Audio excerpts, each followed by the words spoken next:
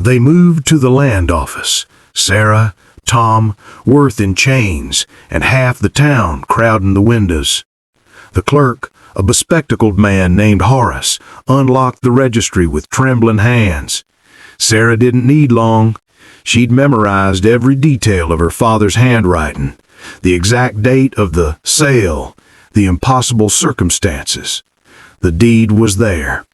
Property transfer from James Colton to the consortium of Worth, Cobb, and Finch, dated October 15th, 1867. Witnessed by Marshall Pike.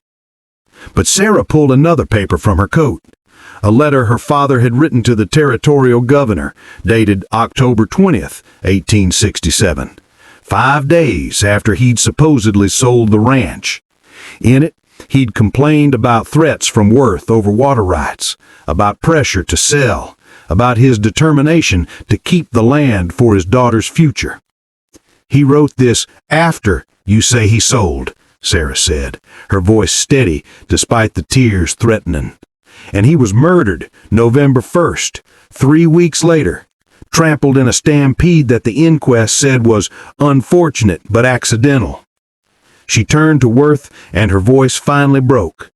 You killed him because he wouldn't sell. Then you forged the deed and killed Marshall Pike when he started asking questions.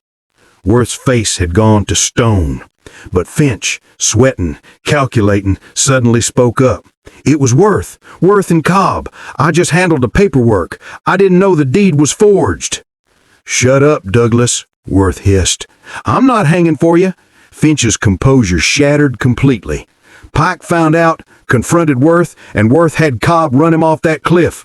I've lived with it eating at me for 8 years. I'll testify to all of it if you give me immunity. Tom looked at the banker with disgust. We'll see what the territorial judge thinks about that. Cobb made his move then, a desperate lunge for his gun, but Sarah was faster. Her coat cleared leather, and her shot took him in the shoulder, spinning him to the floor. The violence drained out of the moment like water from a broken bucket. Sarah stood there, gun steady, eyes on Worth. My father was a good man. He taught me to read from those land deeds, taught me to ride, taught me that the land was a sacred trust. You took him from me for money, for water rights, for greed. Worth met his gaze, and for the first time, something like shame flickered across his face. Your father was stubborn. I offered him fair price. He wouldn't. Fair? The word came out like a curse. You threatened him, ran his cattle off, poisoned his well, and when he still wouldn't break, you killed him and stole what he loved most. She lowered her gun, suddenly exhausted. I used to dream about killing you, spent 8 years imagining it, but you know what? You're not worth it. You're just a small, greedy man, and the law can have you. She holstered her weapon and walked out into the sunlight, leaving Tom to handle the rest. The territorial judge arrived 2 weeks later and tried the case in Redemption Creek's church since the courthouse wasn't big enough for the crowd. Douglas Finch's testimony, combined with Sarah's letter and Tom's investigation, was enough. Clayton Worth was sentenced to hang. Virgil Cobb, recovering from his shoulder wound in the jail, got 20 years. Finch got 10 for accessory. The Colton Ranch was returned to Sarah, 200 acres of prime grazing land with water rights intact. She stood on the porch of the house she'd grown up in, now weathered by 8 years of neglect. The paint was peeling, the fence needed mending, the barn roof had holes, but the bones were good. The land was good. Tom had ridden out to check on her. You planning to stay? Sarah looked across the valley where her father was buried, where cattle would graze again come spring. I ran for 8 years, Marshall. Ran from grief, from anger, from this place.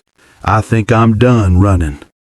Town could use someone like you, Tom said carefully, someone who knows what justice actually costs. I'm just a rancher, Marshall. So was your father, but he knew when to stand up. Tom tipped his hat. If you ever need anything, you know where to find me. After he left, Sarah walked to the small family cemetery on the hill. Her father's marker was simple. James Colton, 1822 to 1867, beloved father. She knelt in the prairie grass and spoke to him for the first time in years, told him about the race, about the trial, about coming home, told him she was sorry it took so long, but she'd finally done what he'd taught her. She'd stood her ground. The wind carried her words across the frontier, across the endless sky, and for the first time since she was 16, Sarah Colton felt like she could breathe. Thank you for listening to this tale here on Frontier Love Tools. Out here on the frontier, justice wasn't always swift, and it wasn't always pretty. But sometimes, just sometimes, a good horse, a determined heart, and one honest lawman were enough to set things right. Sarah Colton rebuilt her father's ranch and lived on that land for 40 more years. They say she never ran another race, never needed to. She had already won the one that mattered. If you enjoyed this story, make sure you subscribe, because out here, every sunset hides another story waiting to be told. The frontier remembers, and so should we. Race day morning arrived with a sky the color of a fresh bruise. 12 riders gathered at the starting line, ranchers, cowboys, a few townsfolk looking for glory. Sarah checked her saddle 3 times, her Winchester tucked in its scabbard, her Colt riding her hip. Legal for a race through open country, necessary for what might come. Clayton Worth sat astride his black stallion like a king, surveying peasants. He'd won 4 of the last 6 races.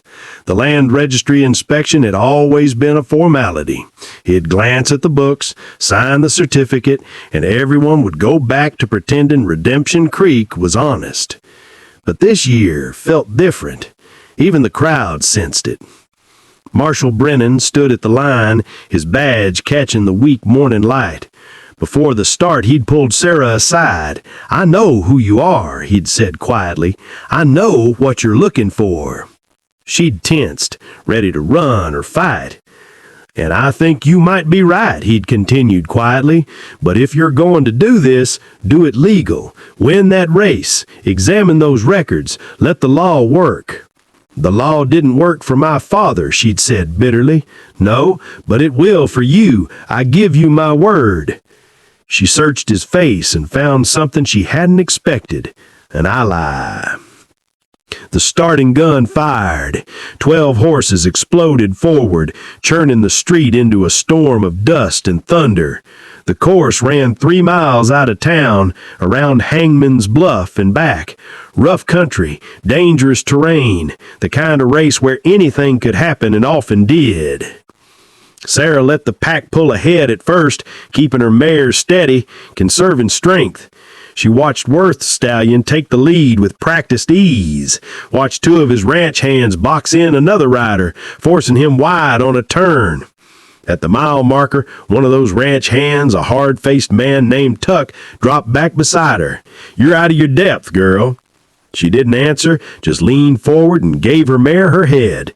The paint surged forward with power that surprised Tuck, leaving him cursing in her dust. Around Hangman's Bluff, the trail narrowed to a ledge above a 20-foot drop. Sarah saw Worth glance back, saw him signal. Cobb, who'd entered the race on a gray gelding, suddenly cut across her path on the narrowest section. Her mare screamed, hooves skidding on loose rock. Sarah's stomach plummeted as she felt empty air beneath them. Then muscle and training took over.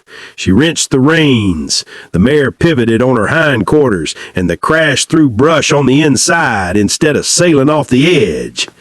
Cobb had pulled it off to look like racing aggression. Anyone watching would call it hard riding. Sarah knew it was attempted murder. She urged her mare back onto the trail, fury burning hotter than fear. The final mile stretched ahead, and she could see Worth's black stallion 50 yards in front. She'd come too far to lose now. The last half mile was a straight run down Main Street. Sarah's mare was heaving, lathered white, giving everything she had. Worth's stallion was tiring too. She could see it in the way his stride had shortened. The gap closed. 40 yards, 30, 20. The crowd roared, but Sarah heard only her heartbeat and her mare's breathing, felt only the rhythm of the race and the weight of 8 years pressing down. 15 yards. Worth looked back, saw her coming, and his face twisted with recognition and fury. He'd known her father. He'd been there the night they'd forged the deed.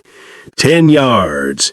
He reached for something at his saddle, not a gun, a handgun. The marshal saw it. "Worth, no!" Time stretched like heated glass. Worth's hand cleared leather. Sarah made a choice. She could draw, could shoot him from the saddle, could end it here with frontier justice and damn the law. But she'd promised the marshal, promised herself she'd do this right. Instead, she leaned low over her mare's neck and gave a command. The paint, trained for cattle work, surged left in a cutting maneuver that brought him alongside the stallion. Worth's shot went wide, and the sound of it spoke his own horse. The stallion stumbled. Sarah and her mare flashed across the finish line half a length ahead. Before the crowd could fully react, Tom Brennan had Worth surrounded by 3 deputized townsfolk, guns drawn. "Clayton Worth, you're under arrest for attempted murder, witnessed by 24 people." Worth's face went from rage to calculation in a heartbeat. "I was defending myself. She was crowding me on the turn. My gun discharged accidentally." "We all saw you draw," Tom said coldly. "Now dismount, slow." But the real chaos came from the crowd. Virgil Cobb and 2 ranch hands were pushing forward, hands on their guns. Douglas Finch was backing away, his banker's instincts telling him to distance himself from disaster. Sarah dismounted, legs shaking from exertion and adrenaline. The street had gone silent except for her mare's labored breathing and the click of hammers being cocked. "Everybody calm down," Tom ordered. "This is still a town of law." "Your law," Cobb snarled. "Worth owns half this territory. You think you can arrest him for a racing incident?" "I think I can arrest him for what he did 8 years ago," Sarah said, her voice cutting through the tension like a blade. "And I think those land office records will prove it." The finish line stretched across Main Street like a scar. Dust hung in the air so thick you could taste the grit between your teeth. 2 horses, a paint mare and a black stallion, thundered toward the ribbon, their hooves pounding the earth in a rhythm that matched every heartbeat in the crowd. Marshal Tom Brennan stood at the line, one hand on his revolver, the other clutching a folded piece of paper that felt heavier than iron. The paint mare crossed first by half a length. The crowd erupted, some cheering, others cursing, money changing hands in angry whispers. But Brennan wasn't watching the celebration. He was watching the rider on the black stallion, Clayton Worth, the town's wealthiest landowner, whose face had gone white as bone. Because Tom knew what nobody else did yet. The winner of this race, a drifter named Sarah Colton, had just earned the right to inspect the territorial land registry, and buried in those documents was proof that would hang 3 men before sunset. Sarah dismounted, breathless, her dark hair plastered to her forehead. Her eyes found Tom's across the chaos. In that glance passed a question and an answer. "Is it time?" He nodded once. The frontier was about to remember this day forever. But before this moment shattered their world, let me take you back to where it all began.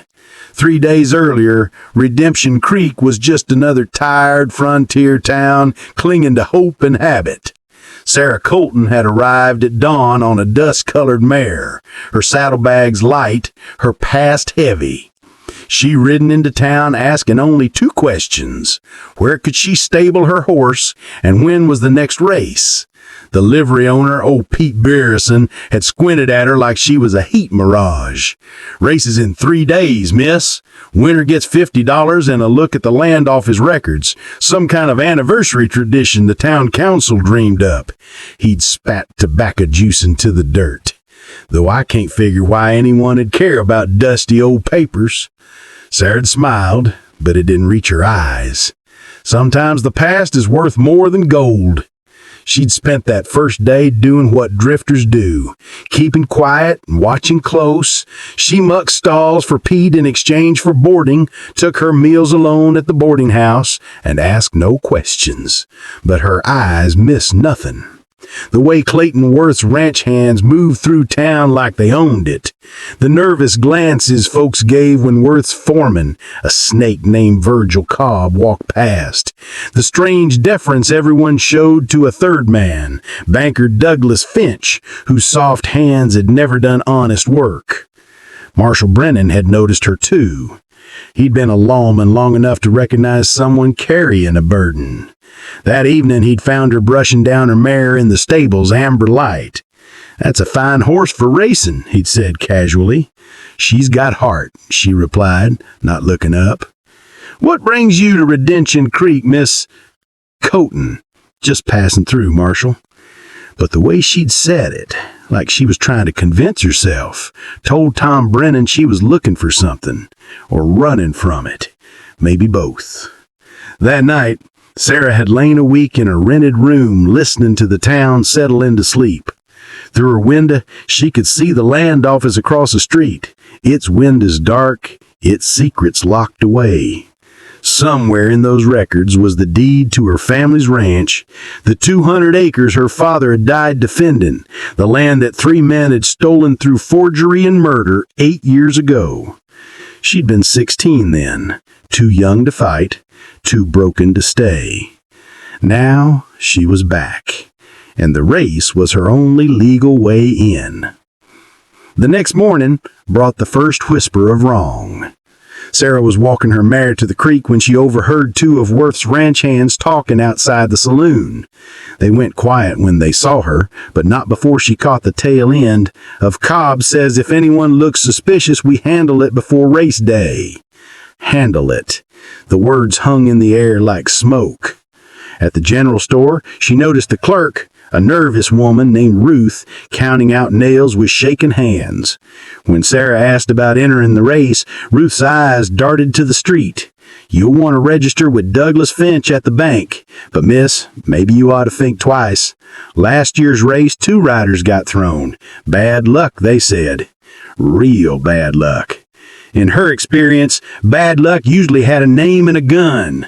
She registered anyway, paying her $5 entry fee to Finch himself, a man with calculating eyes and a smile that never warmed. "Sarah Colton," he'd repeated, writing her name in his ledger. "Any relation to the Coltons who used to ranch north of here?" Her heart had stuttered, but her face stayed calm. "Common name?" "Indeed." But his pen had paused just a moment too long. That afternoon, Marshal Brandon found himself unable to ignore his instincts. He pulled the old territorial records, the ones from 8 years back, and found what he'd half suspected. The Colton Ranch, 200 prime acres with water rights, had been sold for back taxes to a consortium of 3 buyers, Clayton Worth, Virgil Cobb, and Douglas Finch. The signature on the deed transfer was witnessed by the previous marshal, who died in a riding accident 6 months later. Tom had been a ranger once. He knew a pattern when he saw one. He watched Sarah from his office window as she walked her mare through town, studying the buildings, the alleys, the sight lines. She moved like someone preparing for war, not a race. That evening, Virgil Cobb cornered her outside the boarding house. He was a tall man, all angles and menace, with a scar that split his left eyebrow. "Heard you're racing, Miss Colton." His voice was soft, dangerous. He leaned close enough that she could smell whiskey and threat. "Be a shame if something happened to a pretty girl like you." She'd met his eyes without flinching. "I'll take my chances." After he left, her hands had shaken, but not from fear. From rage held on a tight leash for 8 long years.